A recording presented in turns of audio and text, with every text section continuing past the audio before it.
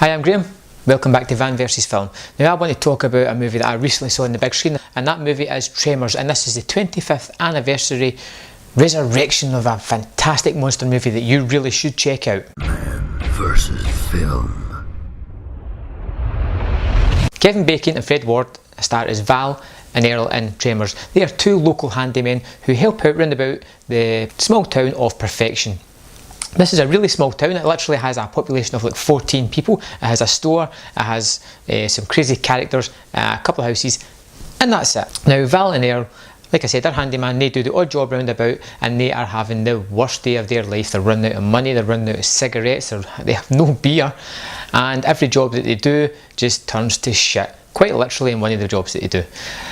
So they decide to just pack up, get the hell out of Perfection, move on to better things, and why not? So they pack up their truck, and on the way out they stumble across a series of grisly murders and a seismologist named Rhonda. Together, the trio gather together, they garrison all the town population in the store, and they just hold out as these giant worms slowly try to attack them and wear them down. It's a simple plot for a really effective, really fun movie. Now, the first thing I want to talk about is the genre here. This is a Western horror comedy. How many of these do you know exist? I've been racking my brain trying to think of another Western horror comedy. The only thing I can come close to it is House 2.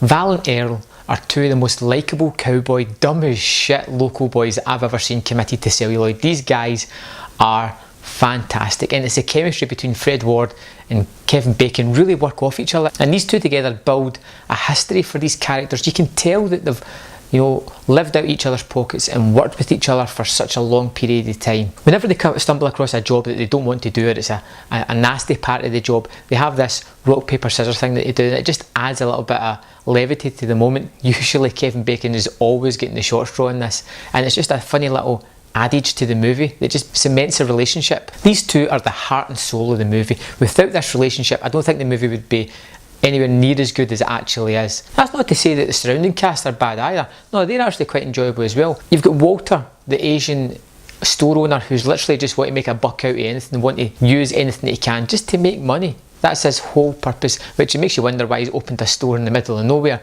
but he has anyway. Then you've got Melvin, the teenage dick, who pretty much just tries to annoy everybody, and he succeeds in doing it. I mean, I hate him every time I watch it. I kind of hope he's going to die at some point, sooner rather than later. And third, my favourite city supporting cast is Bert and Heather, two survivalists who live in Perfection and have garrisoned themselves a little house waiting on World War III coming. Now these pair have more weapons than some armies, and it's hilarious just to see their interaction with everybody else. They're revelling in this, an attack, something they can defend again. This is them in their prime element. Now the monsters of the movie, the graboids, the things that are under the ground and chasing these people, are some of the best monsters that I've ever seen in the movie. Usually you see something in the shadows and you see little bits of it. This you actually see the full thing. You see the full thing in daylight, and it's a great monster. When they excavate one during one scene, it looks about 20 odd feet long. They state how it moves, they state how it senses people, and it shows you how dangerous it can be. And it's unusual for a monster movie to spend so much time telling you about the actual monster, even though it's something that's never been seen before. Another strange fact about it, how many times have you seen a monster movie or something where something's attacking a group of people in broad daylight?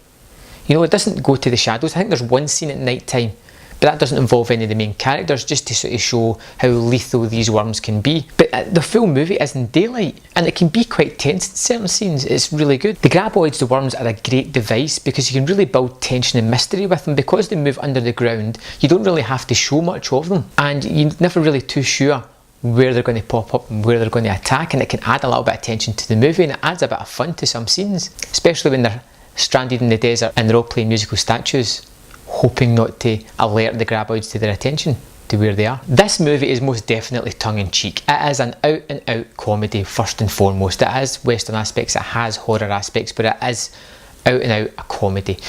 You can see that from the music right from the opening scene, to the relationship between Earl and Val, to the actual scene where Bert and Heather are shooting one of these graboids, and I mean they're literally going through every weapon conceivable to man. They just go through all these weapons, and it's just a ridiculous scene, but it just shows you how tongue-in-cheek this thing is. It's not meant to be serious, and it's not going to be a movie for everybody if you don't take it the way it's supposed to be taken, and that is it is a comedy. Now, I grew up with this movie, and this was the first chance I had to see it on the big screen, and I've got to say it was fantastic. I would go again if I could get the opportunity. Overall, Tremors is a hugely enjoyable monster movie that adds a new spin to an old tired genre, and adding in characters that you genuinely want to see survive and you want to see them interact. You know, people can say it's a mismatch of a movie, but I think it's perfect in its tone, and I think its acting is pitch perfect as well. This for me is a 5 out of 5. It's a movie I love, it's a movie that I've seen countless times and I want to see countless more.